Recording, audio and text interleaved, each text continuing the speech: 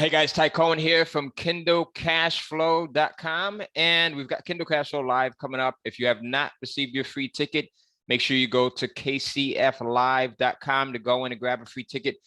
Man, Sam, who is my guest today, is someone that I interviewed a couple of months ago. Actually, I think it was closer towards the top of the year or the end of last year. I brought you on, and brother, I got to say, so many people got value out of that interview. Right? So many people got value out of it. And I kind of shared with you before we started this that not everyone is comfortable with going in and posting in the Facebook group, right? So I'll get a ton of texts. I get dozens of texts, dozens of Facebook messages, dozens of Instagram messages. And people really love the value that they shared, that you had shared. And I think they also love the fact that you're so honest and transparent. Well, I just the only way I know to be. I kind of like sometimes I'm open mouth and insert foot, but you know, hey, right. if you're I think if you're genuine enough, sometimes you can get away with it because people know that hey, you didn't mean it. You know what I'm saying? You're just always moving. Yeah, and it's something. So it's a rarity, right? So you don't find people that are truly honest and not being malicious with it, but just being honest in the sense where you know they want the best for you. And Ty, I got to thank you, man. There's not many instances like this where you buy a product from somebody. Obviously, you know, you have a product, you have a knowledge base that you're transferring to people that they can use and utilize. And there's not many products that I've bought where I've been like, man, I am so glad that I got involved with Kindle Cashflow. I'm so glad I made a step forward. You know, there's not very many of those where like a year later, you're like, no buyer's remorse. You're really happy that you did that. So I'm looking back at last year where I was and to where now, and maybe it's not like the millions of dollars some people are making. It's not the huge numbers, but to me it's huge because I'm looking at percentages and I'm seeing that it's growing. So I'm super grateful and thankful for you and that I saw the webinar that I did see on YouTube that got me at least into Kindle Cashflow. So thank you. I really appreciate it. Man, I appreciate that because that makes it worthwhile, right? You see people. And I bought a lot of courses in my lifetime, right? There's probably someone that's watching this that bought a lot of courses in their lifetime. And I kind of echo that. And that's one of the things that we put into this program and we put into the community.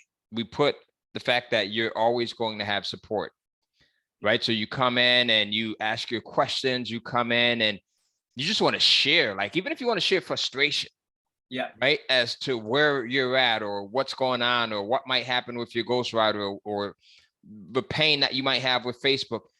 Like, it's just a place to come in and receive therapy, right? And also to provide therapy as well, which I think is really cool, right? So Sam, so let's for people that did not see the first interview that I did with you, and guys, if you did not see the first interview, go over to YouTube or go into the Kindle Cashflow Facebook group. You can go in to the group by going to KindleCashflow.com/Facebook, and that'll get you into the Facebook group.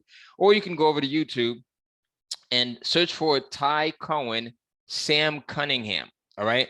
Watch the first interview, watch this interview, and I guarantee that you're going to walk away with something. You're going to walk away with something, whether it's hope, whether it's honesty, whether it's transparency or something. So Sam, for folks that didn't watch the first interview, tell us, who is Sam Cunningham? I know you're a musician, right? I know that you're into the arts. Well, give us some history.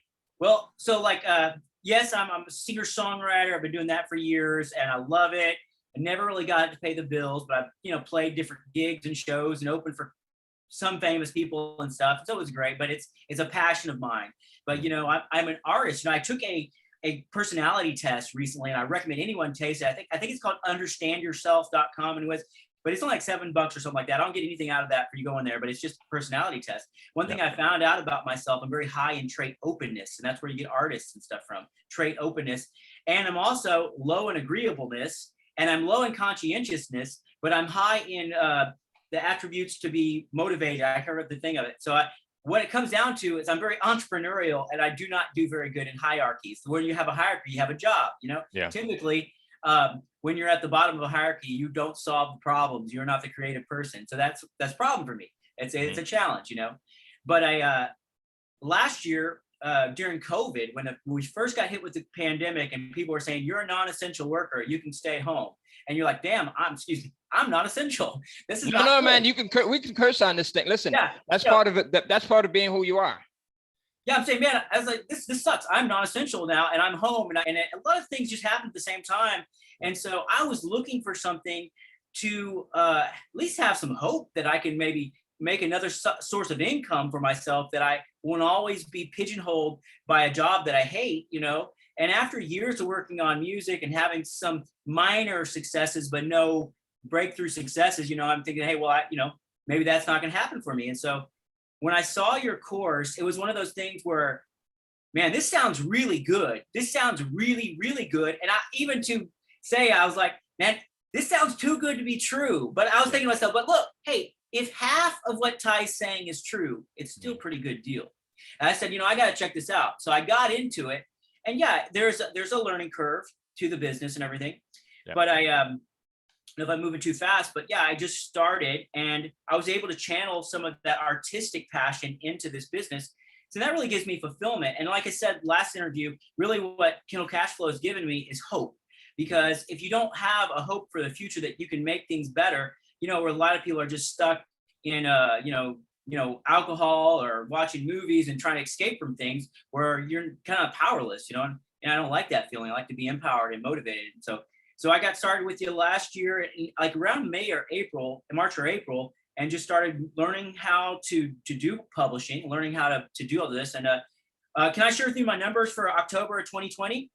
Yeah, man, I'd love to hear you. But before you do that, right, you and I share so many things. Like we are so similar. I am not employable. Yeah. Right. The times that I've had, I had a couple of jobs, right? So I worked at Walgreens Pharmacy. That was the job that I had the longest. Mm-hmm. But I also had other jobs. I worked as what was known as a casual at the post office, and I worked third shift. And I ended up getting fired from that job. Mm-hmm. Have really, if I think about it, maybe I could come up with a reason why, but I really, the boss at that job was a pain in the ass. Yeah. Right. It was a pain in the ass. There was a lot of favoritism and things like that. And I just couldn't deal with it. Yeah. So that wasn't a priority for me. I also worked at Toys R Us. Mm-hmm. So back when Toys R Us was open before, and for kids that don't even know what Toys R Us is, right? Toys R Us was like the spot. Toys R Us. Yeah, that was great. Yeah. So I worked there third shift, and that was a part-time job, right? And I just, man, there was always something about working for someone else. Yeah. That kind of, I suck at taking orders. Yeah. Right. So when you said that, it just totally resonated with me. That's so crazy, because I do feel like totally like what you're saying. It's the same. Yeah. What happened to me recently, actually, I was working as a sous chef at a luxury resort restaurant, and for an executive chef who's like, you know, when we had Gordon Ramsay there and everything. And last year during COVID, they had shooken up because they lost maybe like 40% of their business. And so all of a sudden they're tightening things down. You know, they're trying to save money and stuff. So I was one of the higher paid employees, and they were trying to figure out ways to cut costs and stuff. And so recently I found out that my boss, not saying any names or anything, but was pocketing about thousands of dollars in tips that were supposed to go out to the whole crew. Like one group tipped, I know, $4,000, and there was 5 people working in that kitchen, and he took pretty much 99% of that money. And he's like, here's 100, you know? And even the owner was like, yeah, y'all, I'll probably get, you know, $600 or something like that.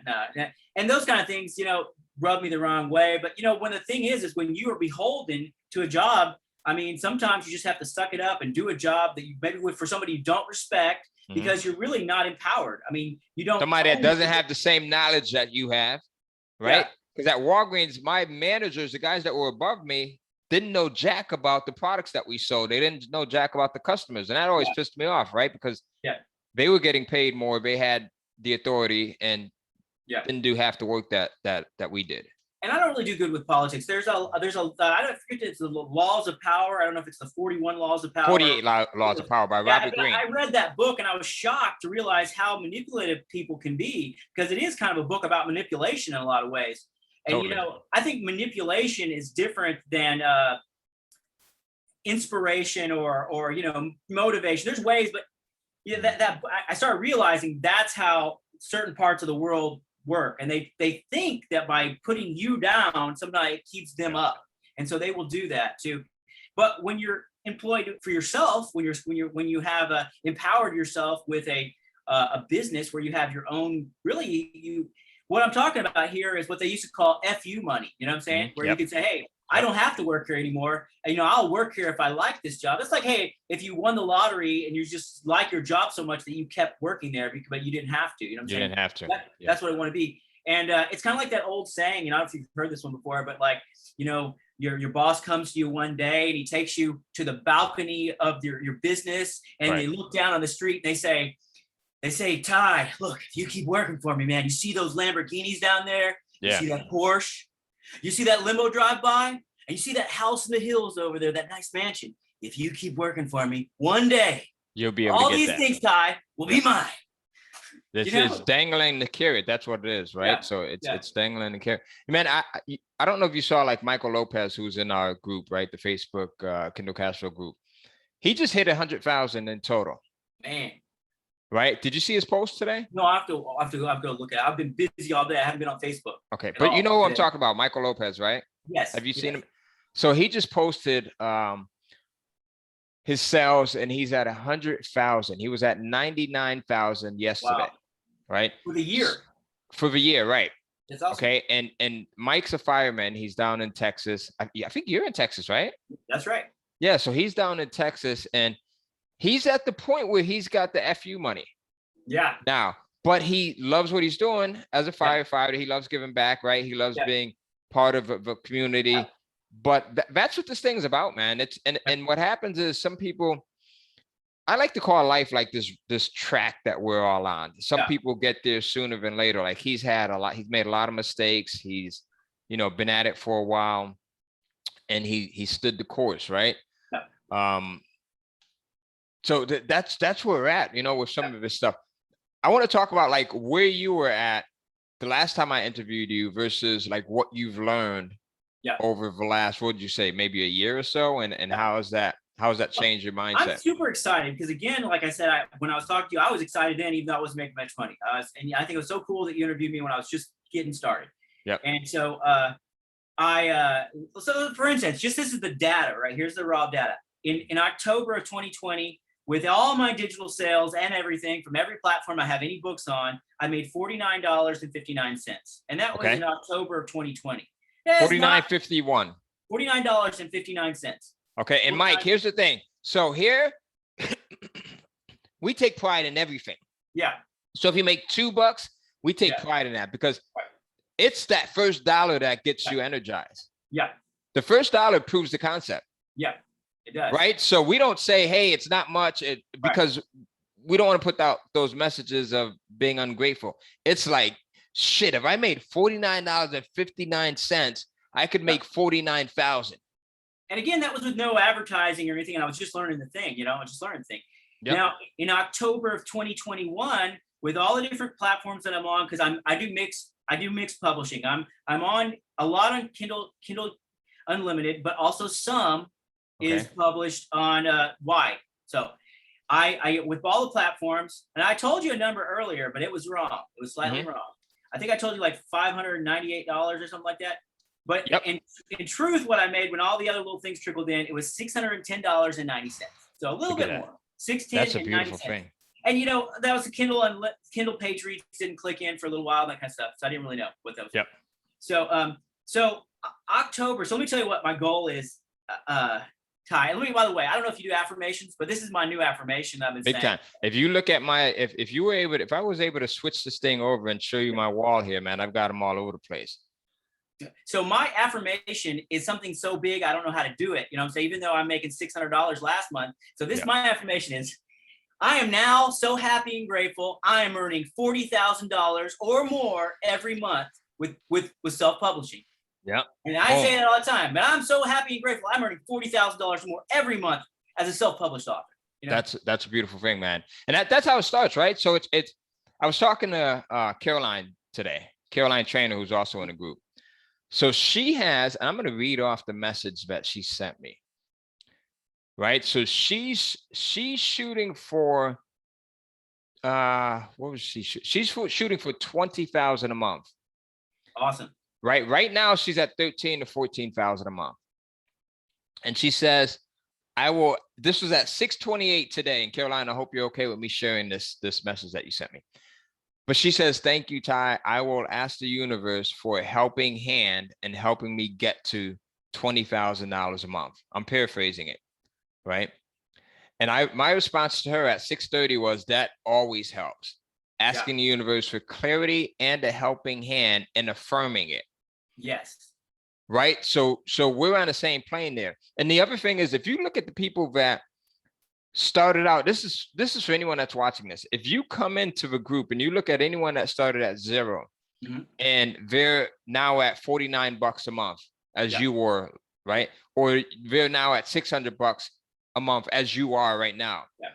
They started with the belief. And they started with seeing that on a regular basis. Right. So that's how they went from 0 to $50 a month to now $600 a month, and then next to 40,000 a month.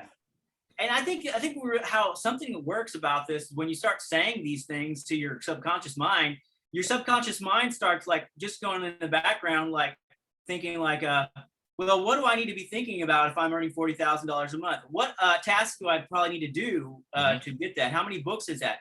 Oh, another thing I was going to say, now that's my affirmation. That's my goal. But also my goal for the next 12 months is to get to 6,000 a month. So that's my immediate goal, even though I'm going to get a 40,000, but in the next 12 months, in November next year, my goal is to hit 6,000 a month. So I 12x'd my income last year, ended, and this year I just want to 10x it. If I can 10x it, hey, I do better, I'll take it. If I can 12x it, I'll take that too. But yeah, so I'm super excited about that. I got some other projects. I'm adding. Let's talk about that for a second, Sam. I want to talk about, because I think that this is super important. The fact that you have your affirmations, right, and the fact that you understand the importance of that, and the fact that you're comfortable with putting it out there and sharing it with people. I got to be honest with you, man. When I first learned about affirmations and goal setting and all of that stuff, I wasn't as comfortable as you are with saying it. It's weird, right? It feels kind of like you're lying sometimes, but then you have to realize that, hey, I'm not lying. I'm putting this out there, and why not? Because I don't know about you, but like we are more trained to talk negative about ourselves than we are trained to talk positive. Because your computer, your brain is always bringing up the mistakes you made. And so I don't know how many times I've been driving down the road and I thought about something from 5 years ago that I did that was dumb. And I go, I'm so stupid. I'm by myself. Nobody's here. I'm like thinking about something from 5 years ago I did that was stupid. When right now I'm not doing anything stupid. And it's amazing. So we have 90,000 thoughts a day. Right. Most of those thoughts are repeated thoughts that we have the day before, that we had last week, that we have last month. And it doesn't matter how successful you are. It doesn't matter what obstacles you overcame. The mind is so interesting that it will still go back 5 years, 10 years, 20 years ago and bring you all of these negative things right into vision, so that you're really in a safe place. It's trying to keep you from getting out of that uncomfortable place. Listen, let me show you this. Have you ever had a review come in? A good review come in, a great review come in after that, a nice review come after that, and then someone slams you and they're like, this is the worst book ever. It's so weird. You have one review, and actually I've been honestly, in most of my books, I don't get bad reviews. Maybe I haven't had enough reviews. But I remember one 3-star review I was mad about because I felt like the review was like, it didn't fit. It was like, you need to read my other books because what you're saying isn't right. But it was her opinion and she can write it. But that one review probably carried more weight, mental weight with you than all of the good reviews combined. For a while, I think. Right? That's how the mind works. I mean, that's and I'm subjective to it. You're subjective to it. Whoever's watching this is subjected to it. But what I want to get to is the fact that you're aware of, and I think that most successful people are aware of how the mind works. Right. So we kind of counter that with affirmations. We kind of counter that with having the goals, with being able to recognize, like, Jesus, why am I thinking about this? And this happened 5 years ago. People that are not aware of that, when they get one of these negative thoughts that pops into their head, they just accept it. Jerry Clark said, just stop thinking about thoughts as good or bad. Just stop thinking about good or bad thoughts. Don't think about anything as good or bad. But he says, think about it as empowering or disempowering. I think he's the one who said that. So like you're either having an empowering thought or a disempowering thought. So instead of thinking like, well, that's a bad thought or a good thought, say, well, I can think about that if I want to, but it's disempowering and it's not helpful to my goal. You know what I'm saying? Not pushing me forward. Yeah, it's not pushing me forward. It's either empowering, and really most of the thoughts are disempowering. People are just negative. And a lot of times too, what I love about this business is I'm anonymous because I'm doing pin names. I'm pin names and I have ghostwriters. Yeah. And so I'm not asking my friends or family to read my books. I'm not messaging them on my face. I have a separate Facebook for my author page. And something about people not knowing you, they give you a lot of benefit of doubt. Like, this guy might be brilliant because he's not my uncle. I haven't seen him at the bar 10 years ago. He's not, I don't know where he lives. So he might be a really good author and really smart guy. He might be a good influencer. So the great thing about this, I love it, be anonymous and really, and that's another thing I think too. I don't share my dreams with people who are not going to help push me forward. There's no point because they're going down. They're not doing anything productive with their life. They're probably just watching TV and trying to get by. And then if they see you moving up, a lot of times they want to drag you down. Big time. Yeah. Yeah. I heard something from, I had so another similarity, right, is both of us love music. Yeah. Right. So I was in the music industry many years ago, and I had a friend of mine, a guy by the name of JD Houston, who worked on one of the top stations back in the Northeast. Right. He worked in New York and he worked in Connecticut. And he said something to me that sticks to this day. He said, Ty, people will always remember you as they first met you. Right. So I was going through something, and, as I was climbing up and moving out of the identity, the old me, and moving into the new me, right? Publishing books on Kindle, helping other people. And I had people who just didn't believe in Kindle publishing. I was trying to share it with family members, trying to share it with friends, and they were not receptive of it, but total strangers were acceptive of it. Exactly. Total strangers. Yeah. And he said something to me. He said, Ty, the reason why is because your friends and your family know you as who they've always known you as. Yeah. So people will know you as the individual that they first met or that they had those experiences with. So it's harder for them to believe versus newer people that you don't know, that are total strangers, are more receptive, and as a result, get the results that you can share with them. 100%. Ty, let me ask you a question. So how do you focus on building your business while you still need to make a living? Because I'm not very good at multitasking, and you just said, hey, you're not good at being bossed around. It's very hard to find somebody to work for that you truly respect, and it's not always about respect. It's about a paycheck sometimes.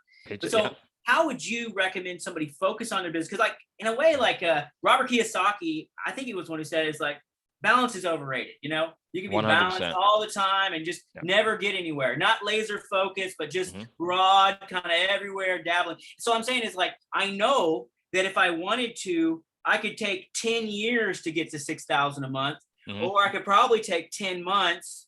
And some people could probably do it in 5 months or something. But it's all about the laser focus, I think. And my problem is, I'm doing side jobs and stuff, and money's coming in. The crazy thing about the universe or God is just he always provides a way. And I feel like 100%. And so I'm building as the old saying goes, I'm working on my job full-time or part-time, and I'm working on my fortune part-time. But really, I think I'm probably putting more than part-time energy at this point. I'm really kind of stealing every hour I can to get back to this, So my answer to that is doing exactly what you're doing, right? And I'm talking from personal experience. So remember all of the jobs that I said that I had: working at Walgreens Pharmacy, working at the post office third shift, working at Toys R Us third shift.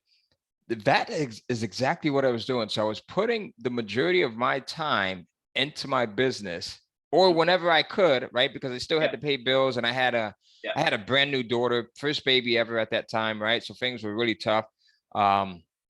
So I would work the bare minimum that I needed to work to put food on the table, to make sure that I had a roof over my head and the family had a roof over their head.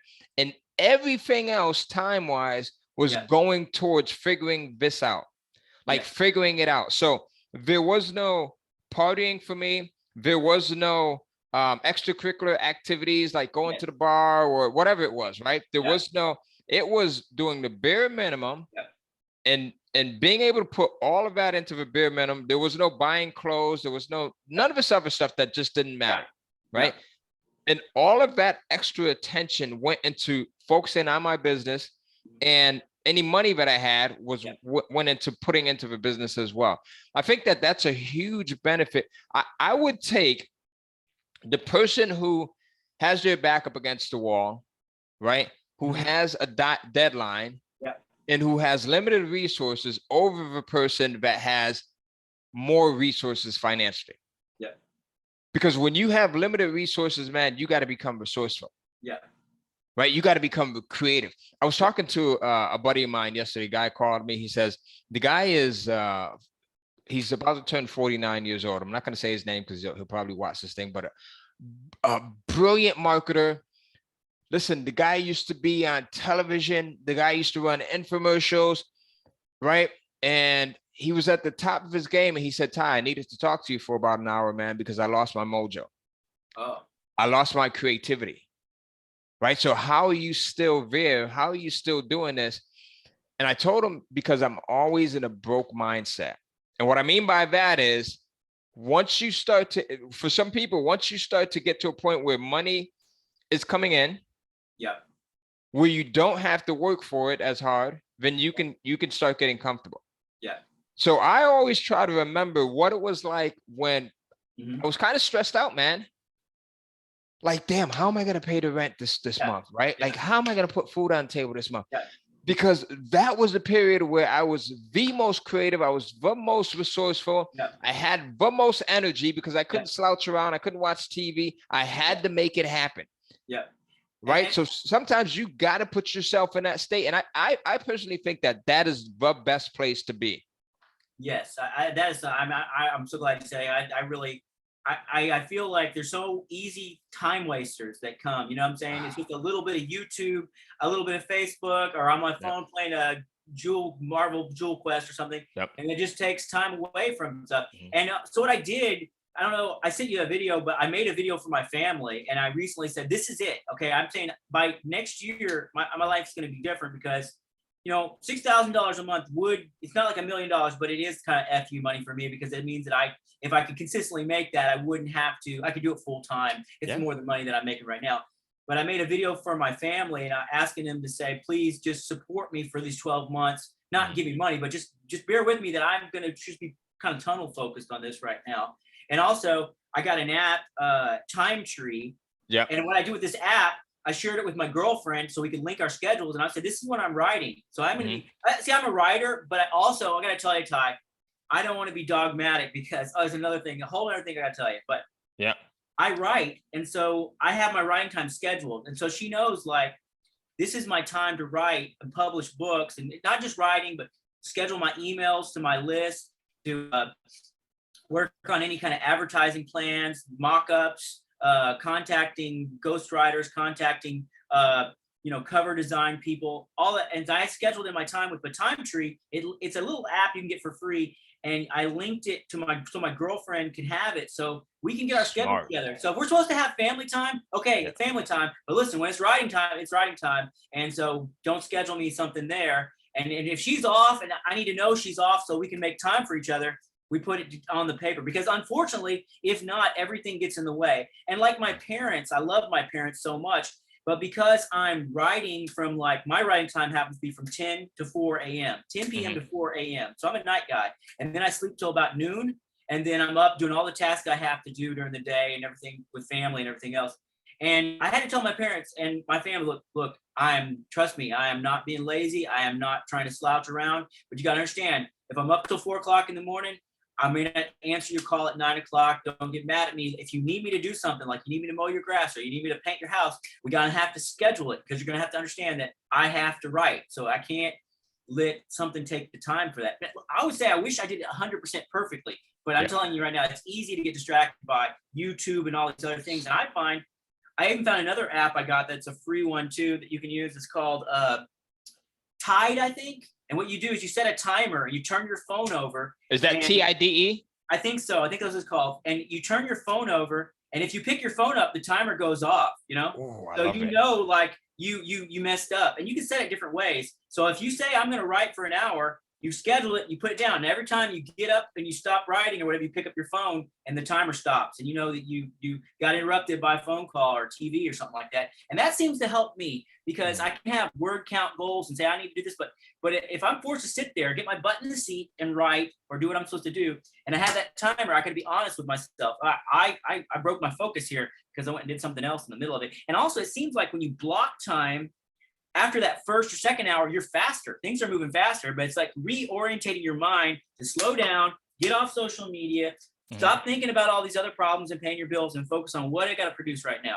And that's helped me a little bit lately. I'm telling you, I'm really excited about that. I got to tell you, Sam, so you just covered a ton of really cool stuff, man. I was talking to Jawar earlier, one of the coaches, right? And he said something to me, where he was basically saying, hey, Ty, I'm happy for you for XYZ. And I told him, I said, you know what? That's the trait of someone that has a money mindset, that is a millionaire, that is a billionaire, because they want other people to be successful, right? Yeah. They want to be successful themselves, but they want other people to be successful. I see something similar in you too. I want to share that with you, Vec. What you just said kind of reminds me of myself so much, especially when I was first starting out, because I would tell my wife and my kids all the time, hey, listen, guys, I need the next 4 hours. I need the next 3 hours uninterrupted to myself because I'm working on something that's going to benefit all of us, right? I need this time and I need it uninterrupted, unless, of course, if it's an emergency, right? If it's something that's life challenging, come in. But if it's not, I need like the next hour, the next, whatever it was. And it was different times, different days, right? So I would say, hey, I need the next 30 minutes or I need the next 6 hours. Yeah. Uninterrupted so that I can focus on this, because every time you get interrupted, it's like starting all over again. Yeah. Like your mind takes 20 minutes to get back, reorientated, refocus, right? So the fact that you're doing that you're telling your family, hey, listen, guys, bear with me. Yeah. Like I'm working on something that is going to really benefit us. It's going to benefit the girlfriend. It's going to benefit your parents, right? I need my time. The second thing is the fact that you have these apps. You've got the free app. You've got the time tree app. You've got the Tide app, right? Yeah. And if you can get me the name of that Tide, I think it's TIDE, you said, because I like to share that with everyone that's watching this, because I think both of those apps are going to benefit people. I think there's a free version and there's a pro version, but I just use the free version. And not to move on too quickly from that, but I got to tell you, Ty, last time we talked, I told you about how I hired some ghostwriters and I didn't like the results and they were getting bad reviews, but I was getting great reviews. So I went ahead and started writing some of my own books. And I'm loving doing that. I'm loving the community I'm building with that certain niche market. And it's so much fun. But I got to tell you something. I am not dogmatic. Okay. If I say something works, and then I find something else that better works. So what happened is that is true. I'm definitely doing that. I'm writing some books and I'm loving it. I'm getting good reviews, and I'm building, followers and readers and stuff. But something funny happened. I had a book that I had a ghostwriter write. Okay. Yep. And it didn't sell at first, and it really wasn't selling very much at all. And then I was on Kindle Unlimited, and it just wasn't selling. Okay, so I took it off of Kindle Unlimited, bumped up the price real high, so if it sells a few books, I'll make something off of it. And then I'm not exactly sure when it was triggered, but I tried a few little advertising things that were super cheap. They weren't very expensive. And what are some of those things? Because I know people that are watching are wondering. Okay, well, if you're publishing wide, try BookBub ads. They don't always work for everybody, but BookBub seems to work for wide publishers because there's people on Kobo, there's people on Apple. I sell a lot on Apple. And the thing is like, here's my thinking behind this. Okay. Amazon is the biggest market. That's where you're going to get most of your customers from, Amazon. But there's some people that started out on an iPhone and they started reading books on an Apple book thing, and they've just always done it on Apple. And so they did it before, and they're like, no, I don't need a Kindle. I'm going to download all my books on Apple. So that's my wife. They're scrolling books on Apple. Yeah, that's my wife. She doesn't read, like, and she reads every day. Yeah. And it's not on Kindle. Yeah. Right. So she uses a lot of other platforms. And so the fact that you mentioned that is a gold mine, right? Because, man, if you're thinking like it's just Kindle publishing, you have this content that you can go in and you can push to other platforms. Yeah. Right. And it's funny though. I just did a few little things like that, and in this book, now it's not making me millions of dollars. Obviously, I'm only made $600 last month, but this book ended up being like half of my income now, and it's a book that was written by a ghostwriter. So here I am dogging on ghostwriters. In fact, some of the reviews are terrible on that book. It has 1-star reviews and it has a 5-star review, and somehow it just stays at 3 stars. You get a 3-star review and it's got several 1-stars. Some people say this is crap, but people are buying it every day. And so I just changed 1 or 2 different things. I changed the pricing to find the right pricing where I make money and people buy it. And so, well, I'm in the ghostwriting business again. I'm in hiring, ghostwriters. So I'm doing both. I'm writing books, and I want to get more. It's all about production. I'll say this, I like writing, but I'm a publisher first, because I love making money. I love having new digital real estate, like we call it. I'm building digital real estate, and I don't know if I build the house, that's fine. But if I get some other people working on the crew, building other houses, that's fine. Build out more of them, right? So you've got more real estate, more properties, more digital. Yeah. So how did you get to the point where you started experimenting with pricing? Because I think that's key, right? Some people, they'll come in and they'll look at the course and they'll say, hey, I have to follow every single thing that's taught in the course. And that doesn't work for everyone. Yeah. Doesn't work for everyone. I think the thing is, like, say you have a book and it's not selling. Okay. It's not selling. So you can think to yourself, okay, this book is not selling. It's not selling any copies.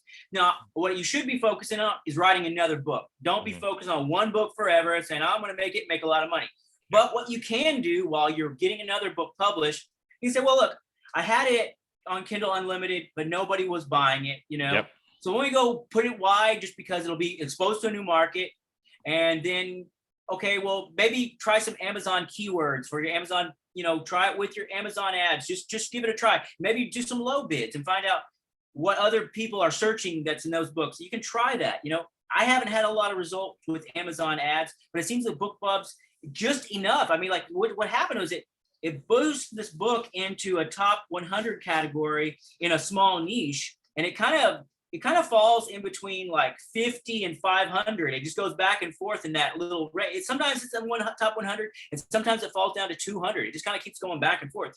It's enough so that I get a few sales every day in the book.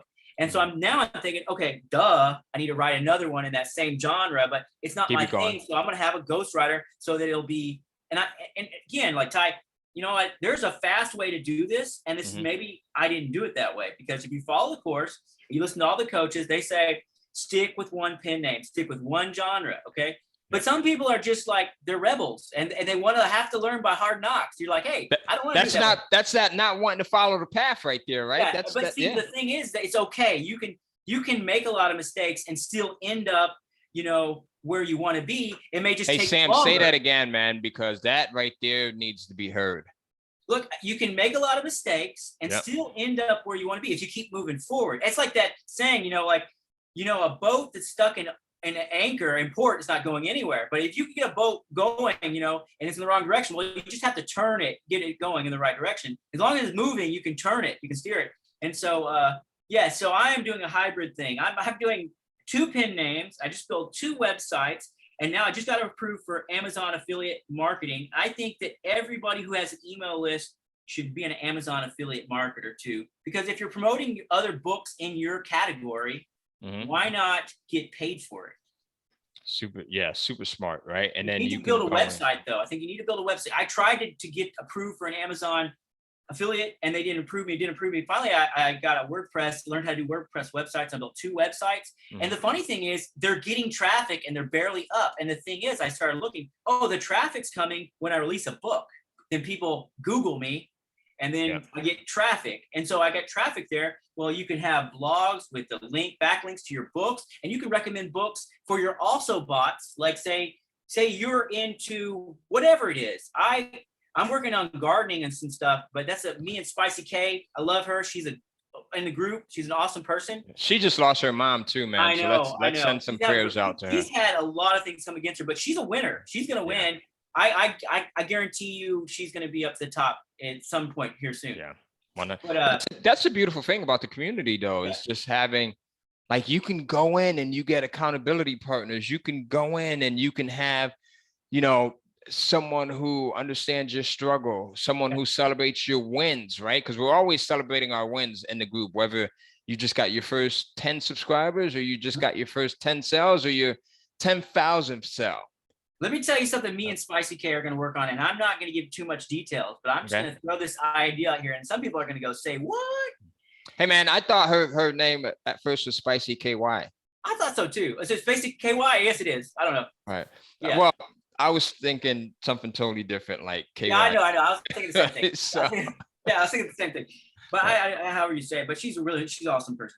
But, yeah, she's great, man. She helps out with the live events every once in a while, too. She's got a wealth of information, and she's a marketer. She's helped me. She's the one who helped me get my blog going. She helped me kind of tell me what I needed to do. And while she was going through a whole lot of stuff, while she was having trouble with all kinds of stuff, just personal things, that come at us all. And that's therapeutic, though. Yeah, I think that's therapeutic. That's why the group works so well. But one thing we got planned, and I'm not going to tell you the details of this, but we are going to do a multi-author series. So we're not doing a joint book that's one book where we're all going to be on it, but a multi-author series where I publish under my pen name, she publishes under her pen name, but they're in the same series. So we own our books, but we're publishing in the same series. Yeah, that's a smart idea. Because we can publish faster, and it's the same thing, because we have a common interest that we really love. Both her and I found an interest of something. I'm being mysterious here, that we both really love talking about and doing. And we actually, that's how we formed a friendship, me and her. Wow. Okay. Of common, and I'll just say it's gardening. We both love to garden. Gotcha. Okay. So I was just about to ask everyone who's watching to comment below and try to guess what that interest was. Sorry, I couldn't tell. I couldn't hold it in. Right. So there it goes. So let's talk about here. He just gave us what it is, right?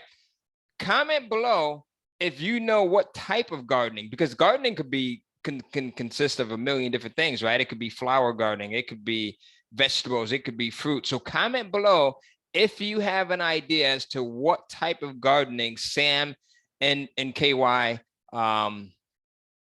I got to get her name right. Keisha, I think it is. It's Keisha. Right. But just her pen name or whatever's that. That's it. Right. So what type of gardening do you think they're into? Comment below. And here's what we're going to do. So whoever gets it right, I'm going to send you either an Apple Watch, right? Or a set of Apple AirPods, right? So can you guys see that? So comment below and you're going to win one of those. It'll be your choice, right? So there you go. I should have held my tongue a little bit. I was just too excited about that. No, that's a beautiful thing. So we'll Sam's going to help us choose a winner, right? Because you'll be able to go in and let us know, hey, this is the type of gardening right here. Matter of fact, let us, here's what we'll take. We're going to choose two winners.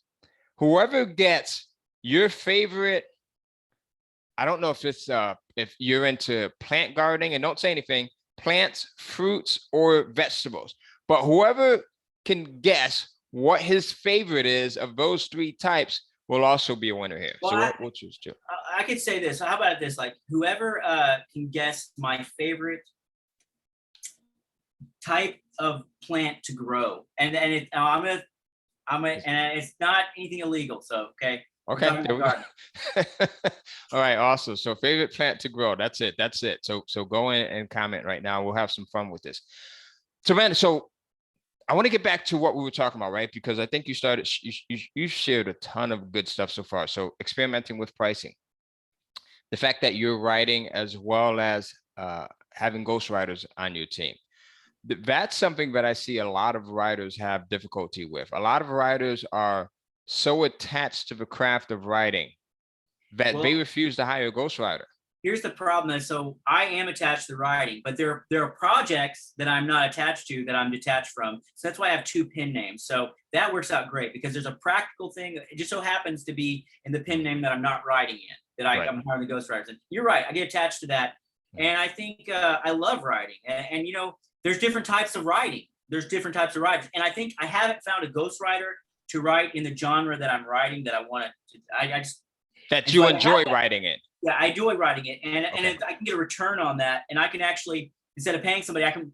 Some of my books that I'm writing are like 100,000 words. Okay. So I mean, if I go pay someone to write a 100,000 word novel, it's going to be an investment. it's going to be worth it, but then it's going to have to be good. Then I have to proofread it and everything, and then all that kind of stuff.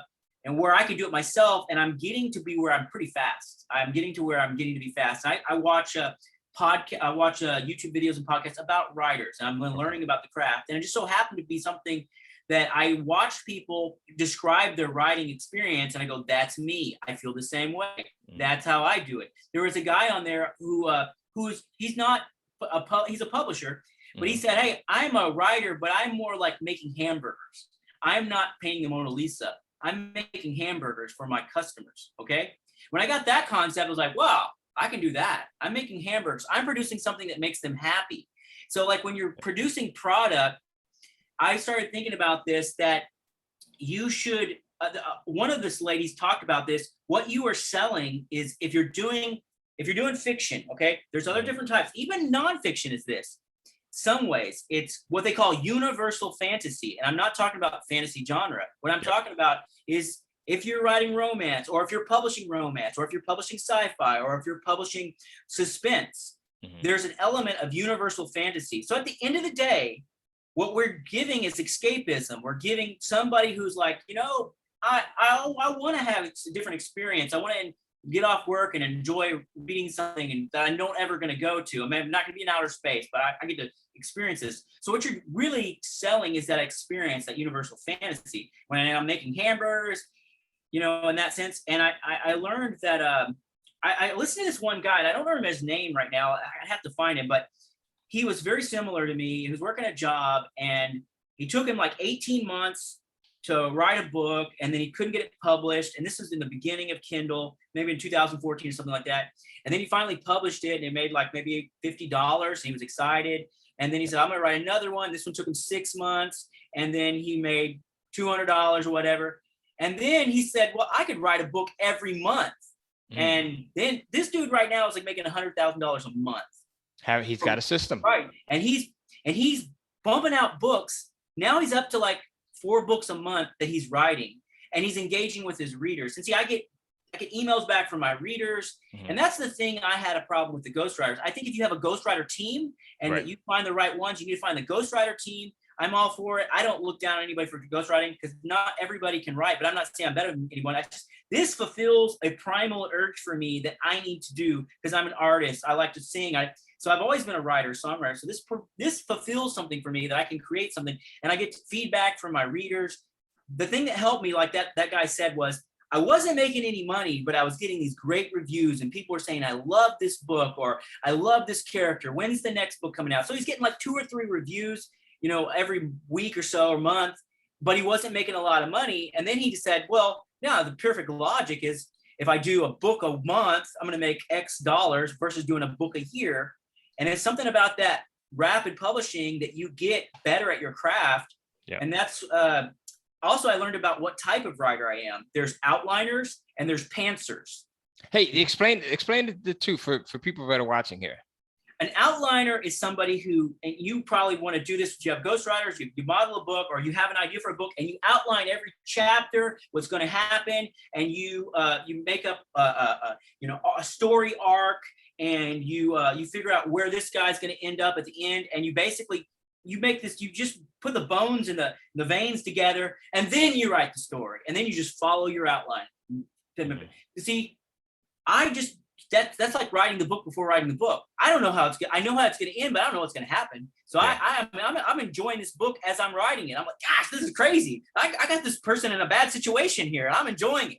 So you're not outlining. You're just going along. I'm a pantser is what they call it. A pantser is a discovery writer. So so here's the deal. Again, like I say, it's not one or the other. It's which one is best for you, and it has to do with your personality. It has to do being a pantser makes it fun for me and helps me get into it, and also makes my stories different because I'm putting stuff in there. And also, here's another thing too. I use beta readers and as proofreaders, and some of them proofread for me for free. You find these people in my email list. They're like, hey, I found a mistake in your book. You said chaste virgins instead of chaste virgins. Like I was saying, they're being chaste instead of instead of being, chased. Yeah. And so they say, this is a horrible typo. You gotta fix this. And then some people like they're retired. Like, hey, if you want me to, I can proofread this for you and send you the mistakes. And I'm like, really? It's like, yeah, I'm just starting out. So thank you. And I have these older ladies or whatever who like to read the book, and they'll do it for free sometimes. And the beta readers, they don't do it for free. I mean, it's because like I'm just starting out, and I'm finding these people who are very kind and supportive, and wanting to be a part of what I'm doing. And they get value out of that too. Yeah, because they're part of something new. They're on the forefront. Like I got it before it was out. So that's kind of cool. I'm really, and I think the feedback from my readers is what keeps me going too. But then again, I like the money from the books the ghostwriters wrote. Let me ask you about that though. Let me ask you. And so Grant Cardone, have you ever heard of Grant Cardone before? Yes. So dude said he sold 100,000 copies of his book. Yeah. And he was getting people that would send him emails and texts like, dude, you've got spelling errors in this thing. You've got grammatical errors. Oh my God, I got so much to talk about that. Okay, let me tell you. Okay. And he was saying, but it's a bestseller. Yeah, I get reviews of my first series that I did. I got reviews saying, oh my God, this book has horrible grammar and it just gets worse and worse. 5-star review. 5-star review. I so wanted to love this book, but the punctuation and grammar is terrible. 5-star review. Right. And so I've actually streamlined my process, and I'm getting better at editing. So I actually had to go back and do the boring task of re-editing all my books that I published first and making a box set. But this is the second edition without a horrible typos. I'm catching like 99% of the typos, but still people were buying them. And people were leaving me 5-star reviews. It's like they didn't care that it was so bad, but they liked the story. They just went through it. And some people didn't even mention the problems. They just loved the stories. It was that captivating. Some people, I guess, got offended and didn't read the whole story. So you wanted to have good quality. But so it's funny. And I remember that. Grant Cardone said that. It's like, hey, it's a bestseller. He's so like, what? It's a bestseller. What the hell are you bitching about, right? The fact that, so me personally, I hate editing.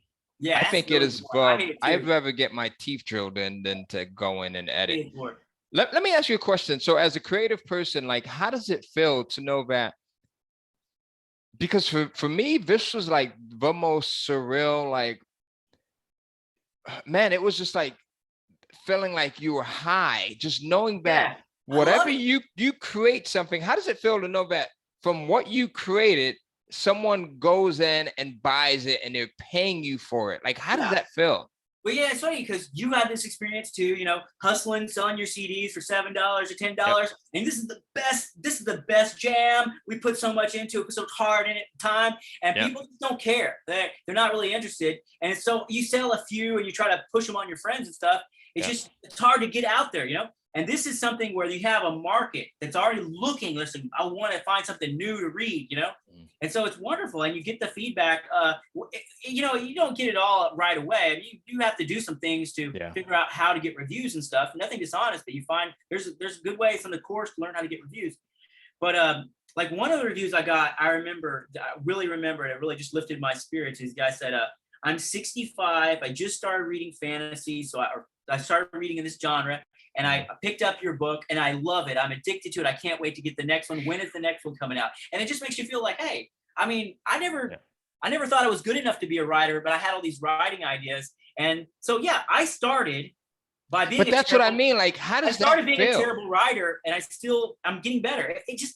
It's getting paid to do what you love. And that's what everybody wishes they could do, for me anyways. And I love it. That's so how about the person, right? Because there's people that, listen, I talk to people all the time that will get the course and they don't do anything with it for a year. Like they'll let it sit for a year or they'll let it sit for a year and a half, right? And we're continuously updating it. We're always updating it. So no matter when you go through it, you've got the freshest, the most up-to-date version of it. But like, how long did it take for you to, between the time when you got the course and you actually started working on it? Ty, I tell you, man, I think what you said earlier about your back being against the wall, and you're saying like, this has to work. Because, it was during the pandemic. They're like, you're non-essential. You can go home. And this is before we got approved for unemployment. I was self-employed, so I didn't think I was going to get anything. It took me a while, but I eventually got unemployment. And you know what, honestly, that got me going because I was able to write a lot during that time and mess up a lot and do things wrong a lot till I figured that out. And the funny thing is that that's what one of my notes I had here is like, humans learn by doing and taking action. And I think it was on your course. I think there was a part of the course where it had to be that's at the beginning. Minute trainings. The guy said, I think at one point in the course, the guy said, look, why don't you take time to publish something? Just publish something, and so you understand the process. And so that's what I got to a certain point in the course, which was very close to the beginning. And I said, pause. Okay, I just need to go publish something. And so I slapped together a book full of typos and everything else, but I published it so I could understand how does it actually go up to Amazon, how to do it. And I think everything we do is learn, do, and review. And I think that's the problem. Is a lot of people say, I need to know everything before I start. It's got to be perfect. You can't know everything. I don't know everything. You can't know. Only things you know. You don't know what you don't know. When you start doing it, then you know what you don't know. You go, sheesh, I don't know. And then once you don't know, you can say, well, what do I need to learn to know? But you won't get to that point if you don't start. And I think the course is awesome because without the course, I don't know what I probably would have given up or something. And the Facebook group, but I think that it's again, I say don't be dogmatic. It's plan, do, and review. Plan, do, and review. So you have a plan, you do it. You say, well, that worked or it didn't work. And if it did work, you go, okay, what do I need to do to make it better? You just keep doing it. And if it didn't work, we'll say, why didn't it work? Or what can I do different? And you might look back at the course and you might think, well, I followed the course. And then you look at the course and go, well, I didn't really follow it because I didn't do my research. I didn't do what it said to do. And then you can put it in there. But how do you get past not wanting to be perfect? Because I think that hurts a lot of people. Like I think it hurts a lot of people to a point. Listen, I have someone right now that is going through the course, and every single thing needs to be perfect for them. And I keep saying, stop trying to be so freaking perfect. Like, just were you always the person that would say, hey, let me just jump in? I think this is where we all take our own skills and our own life experiences with us. So nothing is lost. So your and I skills with being musicians and hustling and saying that didn't work, but we learned some stuff. Yeah. But I tell you, I think what helped me about not being perfect is songwriting, because I learned how to write songs. I've been in the studio and stuff. I've been with I've talked to some really good musicians, and they say, well, that's a really good song. But what I've learned is you're not going to write a good song until you write a few bad ones. And that's just the real truth of it. And it doesn't have to be about writing either. Even if you're doing the ghostwriting thing, like, take it to the point, like, really, I hate to say this, but like, you have to write a few bad songs before you're going to write a good one or a hit. You have to understand what's in a good song. And it's like the Rolling Stones said, you learn 100 songs of somebody else, and then you can write one good song, because you learn what makes this a good product that people want to buy, what makes this. And I think because of my songwriting background, it's really weird. I say I'm a reverse Leonard Cohen. Because there's another Cohen, okay? But if you listen to Leonard Cohen, he was a writer first, like a book writer, wrote novels and poems, and then he became a musician, because at the time in the 60s, that's where the money was at. In the 60s, put the books down, you can go make a record, and you can make money even if you're not. Everybody just make a record, and people were buying records. Well, nobody's buying records. Nobody's buying CDs now. They might buy a few. If you're the top of the top, that's one of the things. The good thing about this market, Ty, I think, is that, okay, in show business or in music, 2% of the artists make 99% of the money, and the rest is divided by the 1% is divided by the other 98%. But in this marketplace, you have markets where there's a hungry market still for new product, and you could be a nobody, but if the right people, if they start reading your books and they start following you, then they get hooked. And they're looking for stuff too. It doesn't have to be just fiction, because this one book that's selling is not fiction. It just happens to be something else. People are looking for stuff, and I mean, for as much as you want to say Amazon is evil because they're taking over the world, they are the market where people are going to, and they're providing an even playing form, right? an even playing form and a platform. Yeah. You know, I wish there was more people who truly understood that. Yeah. Right. That understood that this platform that they've given you. Listen, they paid out $49 million last month. Wow. $49 million, right? Just last month to authors, right? That are part and that are part of Kindle Unlimited. Mm-hmm. So here's the thing. I like to tell people that you don't even have to sell your books to do well here. Yeah. Right? Because you can get paid just off of a page reads. Like you can publish books and they don't even have to sell. You can get paid off of just the page reads. Yeah. Right. So, I mean, and then if you have books that are selling and you're getting paid off of page reads, then that's a double doozy right there. So, how did you get to a point where you said, okay, I'm going to take my creativity and I'm going to write what I like writing about. Yeah. And then I'll let ghostwriters write some of this other stuff that I don't really care about, but it sells. How did you get to that point? Well, I mean, because I was doing the course, I was doing everything that we said to do, and I was finding ghostwriters. And by the way, look, nothing was lost because all the ghostwriters that I hired were tax write-off. So that's just off my taxes right off the bat. I mean, you understand this business model is like, I mean, the government, God bless the government and everything, but if you're self-employed, the taxes are going to come for you. And, you know, I'd rather keep some of that money. And when you have, it's called a business expense. It's just a business expense. So you hire a ghostwriter, do marketing. But anyways, that's another question. I don't want to go off topic. The course is a business expense, right? Your ghostwriters are a business expense. Getting your covers created are a business expense. If you want to have a website developed, everything. But what you said, though, you said, well, how did I get to the point to understand? So I was doing the course, and so some of the things that I did in the course didn't pay off for a year later. That's kind of funny, right? Or 6 months later, you know what I'm saying? It didn't pay off right away. And so I was kind of like, well, this is not very lucrative. And then I tweaked a few things, and I just tweaked a few things to where I did a little marketing, okay? And not a lot of marketing, but a little bit of marketing. And then this book started showing up in the top 100 in that category. And it's not a very competitive category. It may not be a very high selling category, but it's uncompetitive enough to get organic traffic there as long as it's in the range of a top seller. And there's something else I was going to say about that, but yeah, so I to thank God I did that. Oh, I was going to tell you what it was about marketing. You said something about Grant Cardone. Grant Cardone said something that really stuck with me about marketing.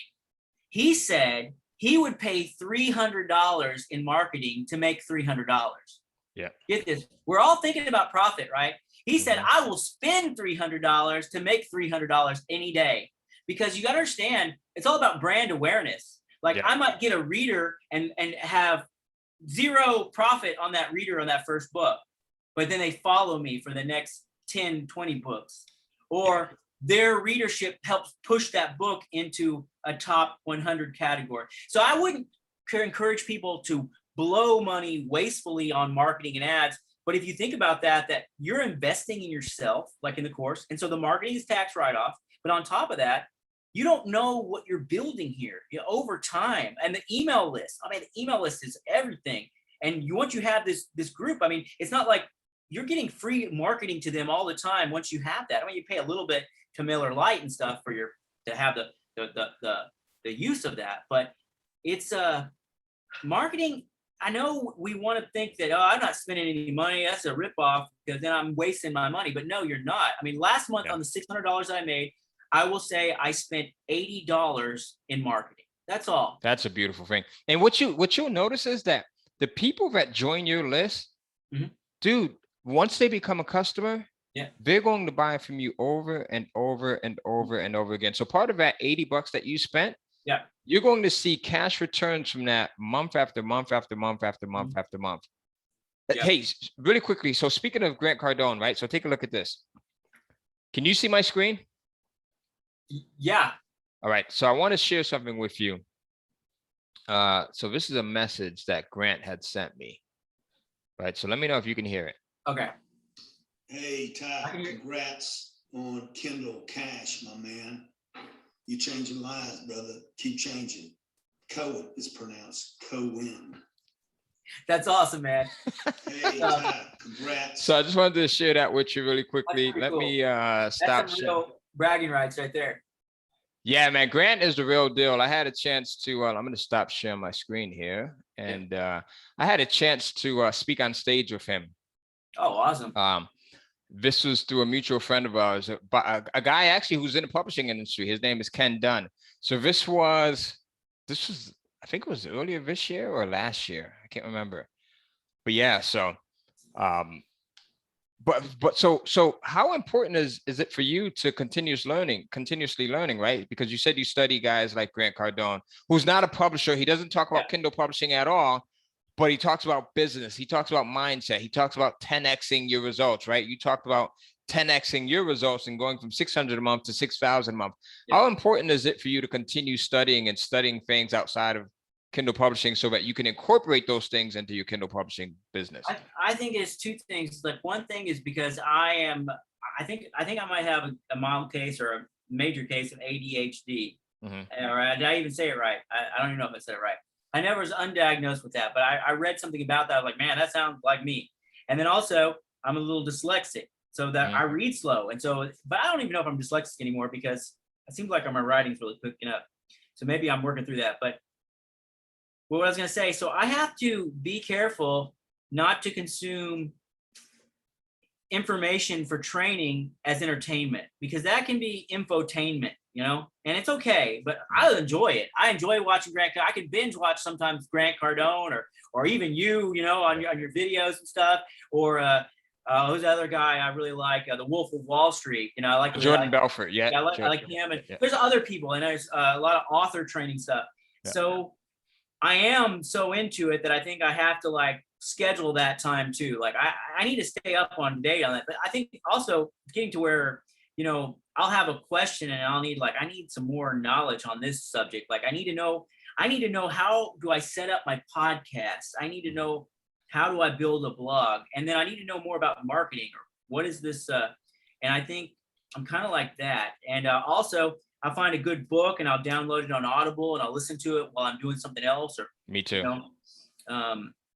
I think I guess we share a lot of similarities, but I'm kind of I like the quantum physics idea, that our thoughts are things, that things reproduce stuff. And so I like to listen to books like The Biology of Belief by Bruce Lipton. It's a really good book. I really love that book, and some other books. And even things will pop up in my head sometimes, like, well, that was Think and Grow Rich. I read that a couple times, and even though it's an old book, it's still valid and true. It just works. You can argue whether or not it just works. I mean, if you it look just at works. things, You don't even have to try to figure it out. Yeah. I got one for you. If you're into quantum physics and things like what's taught in like The Secret or Think and Grow Rich, check out the book A Happy Pocket Full of Money. A Happy Pocket Full of Money. A Happy Pocket Full of Money by David Cameron Jacundi. Is it on Audible or is it just a download? So you have to listen to the audio version of it, because if you try to read it, it's just too intense. Audible, yeah. So Audible or YouTube. Okay. All right. So A Happy Pocket Full of Money, and let me know after you've read it. And anyone else, right? Not read it. Listen to it. Don't read it. Listen to it, because I've tried to read it and the message just is not the same versus listening to it. Okay. Go in, pick up the book, and let me know in the comments. Let Sam know in the comments what you think of it. And if you've already read it, let us know what you think of it and how it's changed things for you. That book right there totally changed my perspective on what's possible. I listened to that book maybe 10 years ago or so. 10 years ago or so. Yeah. I listened to it maybe about 80 times, Sam. Wow. About 80 times. I would listen to it as I would go walking in the park. I would listen to it in the car. I would listen to it with headphones, right? Mm-hmm. Because it talks about quantum physics and how things are spoken into existence and how, it's already there, but until we consciously recognize it as being there, we don't see it. Right. It's just an amazing book. And I actually had the chance, one of our students that's in the Kindle Cashflow program introduced me to the offer. Wow. Right. Just maybe about 2 years ago, introduced me to the offer. We got on the Zoom call, the three of us, and we talked about everything from conspiracy theories to like the pandemic, to politics, to everything. And it was just an amazing call. And it gave me even more respect for the author because, again, I had listened to his book about 80 times before I never thought I would meet the guy. Yeah. Wow. Right. Because he lives on the other side of a planet. I think he's in Australia. I think he's in the Gold Coast or something like that. But it is a life-changing book, dude. I love talking with you, Ty, because you give me so much insight. And I'm like, God, I can just feel like I can talk to you forever. As there's so many. Likewise. We're brothers from another mother, man. We've got so many different similarities there. I have met very few people who say that they have an interest in quantum physics. Yeah, it's Bruce Lipton is amazing too. I mean, I'm sure you read the book, but you know, the fact that how cells and things work and how even your DNA is like a map. It's just telling you what you're supposed to be. And if there's actual things like neuroplasticity, all kinds of different things that we just assume are a certain way. And the funny thing is science is proving it's not there. You know, we are just energy when it comes down to it. We are. And that's what he talks about in the book. Yeah. So he talks about how we're all just energy and that everything else around, right? This calculator is energy. Yeah. Right. And how it's formed and how I'm not going to get too much into it because I think you will. And that's not make-believe. It's just the facts. That's just what science has showed us through study. 100%. And all of this stuff helps to format, you know, the direction that we're going into, whether it's for the good or for the bad. Right. Can I ask you one more question, Ty? Absolutely. Let's do it. We got about we got 8 more minutes here. Okay. Let's knock it out. What else you got? Okay. What would you think I need to be doing to get from $500 to $5,000 a month? Like what should be maybe to 10x? What amount of effort do I need to do that? Is it harder to get from 50 to 500, or is it harder to get to 500 to 5,000, or you know, or is it or 600 to 6,000, whichever one? I mean, it's just, you know, either or. It's harder to get from 50 to 500, and it's harder to get from 0 to 50. I agree. From 0 to 50 because you haven't done anything yet, you haven't seen anything. So once you make that first dollar, that first sale. For most people is going to keep you up, or it's going to have you start doing calculations, right? So that first sell, or your mind is going to start saying, man, I sold 1 book and I made 99 cents or whatever it may be. I made 70 cents. Imagine if I sold 10 a day, or imagine if I sold 100. So you'll start doing those calculations. Getting from 0 to 50 is the hardest thing, right? Because you have to have the belief factor in there. I don't care how smart you are. I don't care how much of a hard worker you are. None of it matters until you truly believe it on a subconscious level, right? Not even consciously saying, hey, I believe it, but on a subconscious level to the point where you have enough confidence to go in and tell someone, hey, this thing is going to work for me. And you don't doubt it after those words come out of your mouth. Yeah. Like you can't go in and say to someone, your girlfriend or your husband or your boyfriend, hey, I'm going to be making $1,000 a month with this. And then after you say it, you're waiting for them to say, yeah, right. Because then that means that you don't believe it. So that's the hardest part. Then getting from 500 to 5,000 is easier because then it's just math. Yeah. I need to reach more people. So if you're doing swaps, right? If you're doing book swaps, if you're emailing your list, now instead of emailing your list once a day, you start mailing your list twice a day. Okay, here, let me ask you another question. I'm sorry, I just want to niche down real quick to this question. We're on the same topic. I'm not getting off topic. I have had email subscribers. At one time, I was doing an email a day, and then I had just one out of like, I don't know, 1,000 people say, why are you emailing me every day? Are you lonely?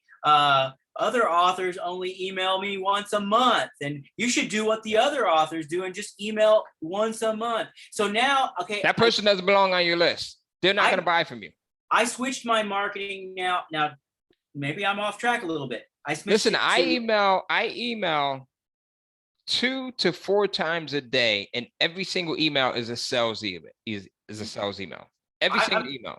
I'm doing 2 times a week now, and no, you got to go every day, Sam. Because I got to a point where I was like writing copy, and I got a little bored with it, and I was like thinking, well, I needed something new to say every time. So I have a free book where I give out freebies on one day, and then I do an update on the other day.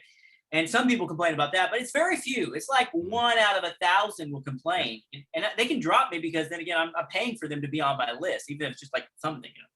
What I do is when I get well, 2 things. So I don't read those emails. Okay. Right. I got a customer support person that handles those emails. You're not there yet. So once you get there, what the first thing you should do when you're at $1,000 a month is you hire someone and you pay them $75 a week to monitor your emails, to respond to customers, so you don't see that, because it's a mental mind fuck that will mess you up. People that come in and they complain. The second thing that I do is, when I was answering my own emails, when someone would complain, I would unsubscribe them from the list. Yeah. I don't even tell them to unsubscribe. Boom, I'm unsubscribing because I don't want to see you again. You're probably not going to buy anyway. Yeah. The third thing is, I email. Listen, I tried everything. I'm a tester. So I tested sending content emails only. Mhm. I tested sending free information only, free things that actually work. And people still unsubscribe. People still bitch and moan about it. Yeah. Then I went from just content and freebies to only sales. So every single email that I send are sales emails. And when I did that, my income doubled. Awesome. And then when I started mailing more than once a day, my income doubled again.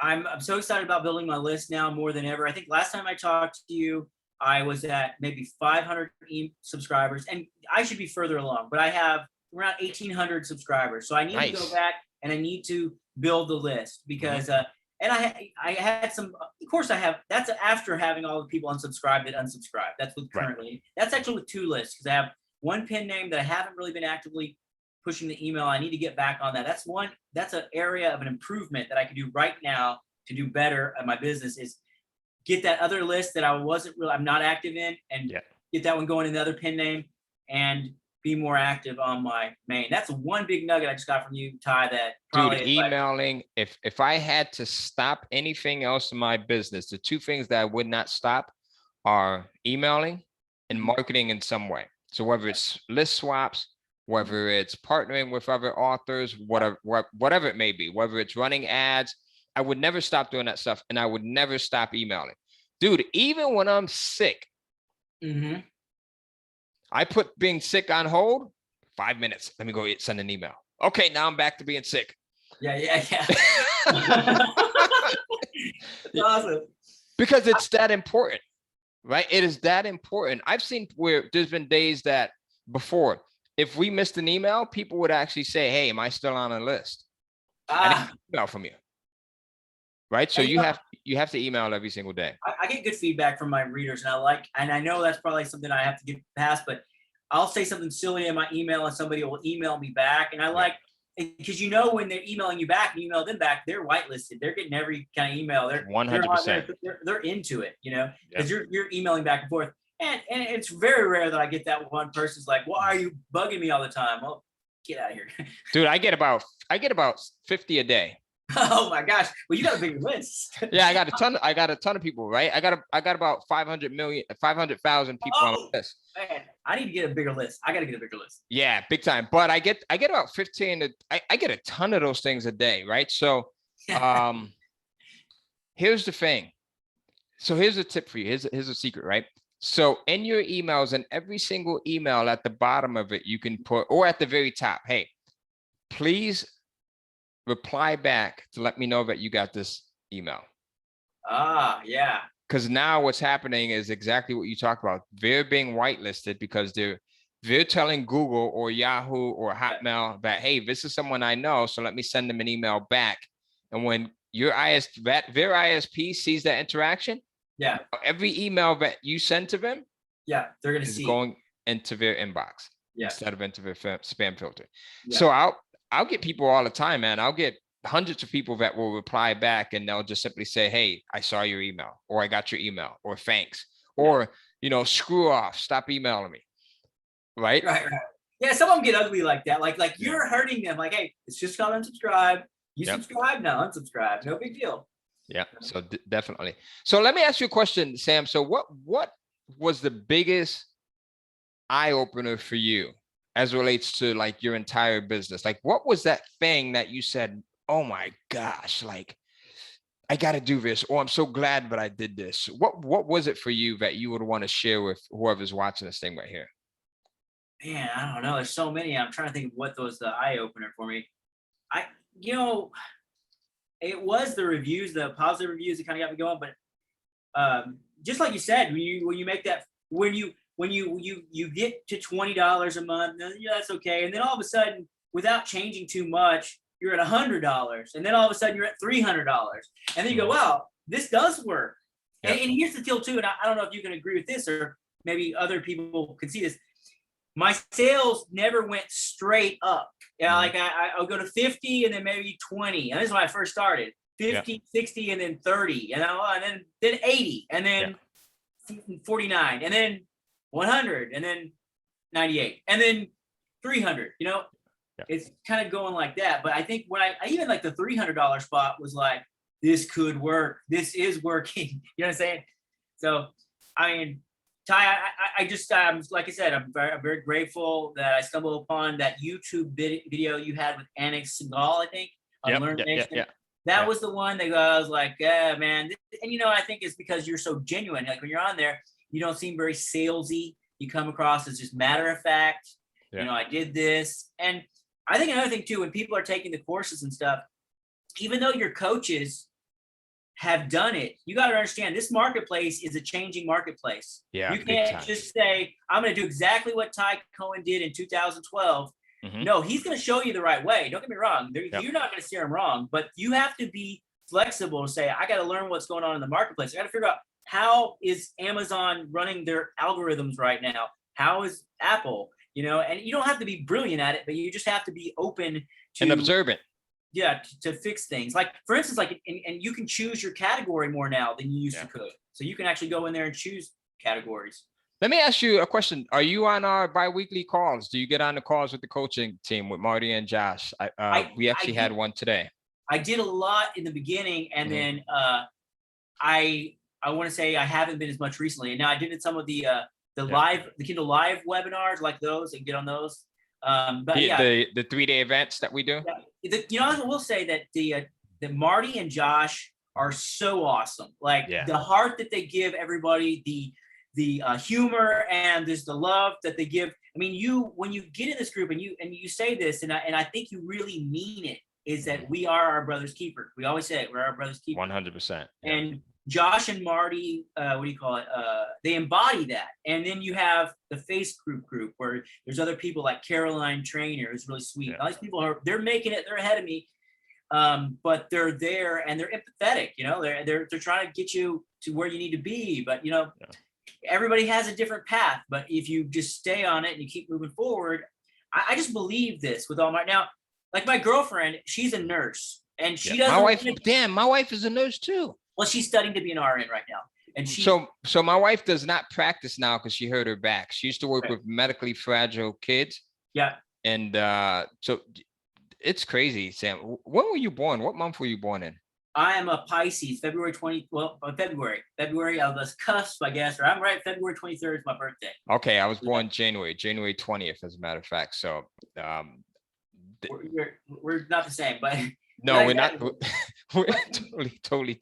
But you know, I was gonna say though, man, that my girlfriend, she doesn't want to do Amazon Kindle publishing, but she is so supportive of this. It's so great. And I think, like, had we met a year ago or 2 years ago when I was starting it up, I don't think she would have been as supportive, because she can see that I have documented data that this is working, and she's so encouraging. And it's hard for me sometimes to take her so giving nature that she's like, hey, you know, I see you haven't hired that ghostwriter, Sam. Why haven't you hired that ghostwriter yet? Well, I mean, I don't have the money right now. It's like, well, you need to do it. I need to get you to do that. I was like, we're really working. And it's so awesome to have a support. That's a beautiful thing, man. Even if you don't have a supportive spouse or supportive girlfriend, I know you can do it. Don't let that be an excuse. But I just want to say, like, it's weird how when you're going for what you want and you're really in the thing, then you seem to attract these positive people to you that want to help you and want to encourage. So I'm just very blessed by that.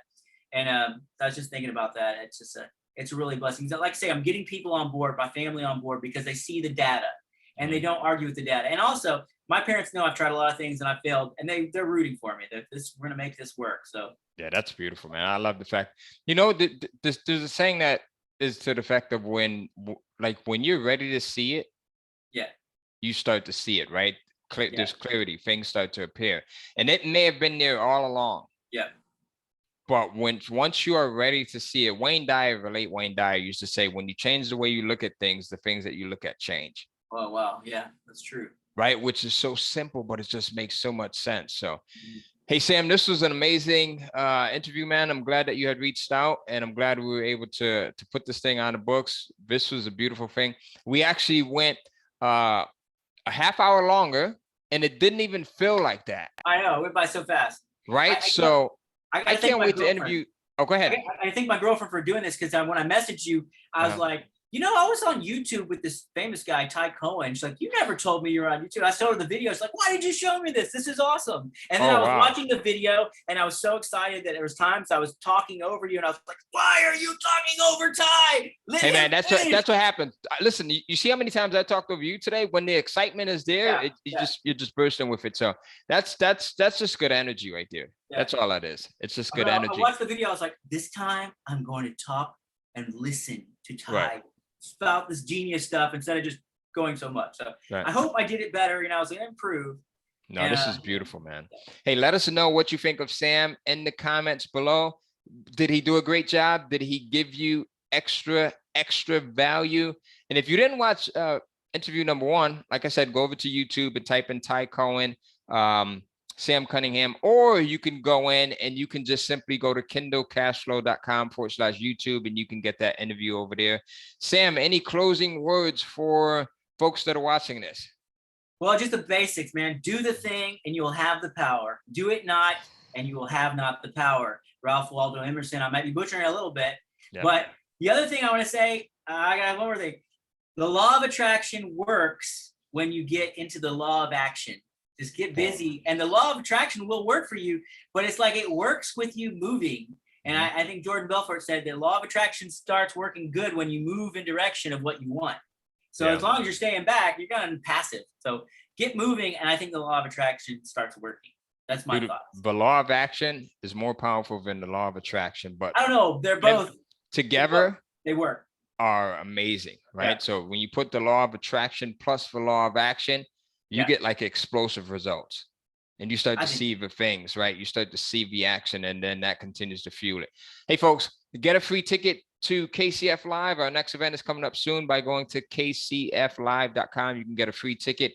And also, if you want to go in, Sam is part of our Kindle Cashflow Fast Pass group. If you want to learn how to get into the Fast Pass and just be around a group of smart people that just support one another, that are always there for one another, that answer questions, that ask questions, schedule a call to talk to one of our coaches by going to kindlecashflow.com/call, kindlecashflow.com/call.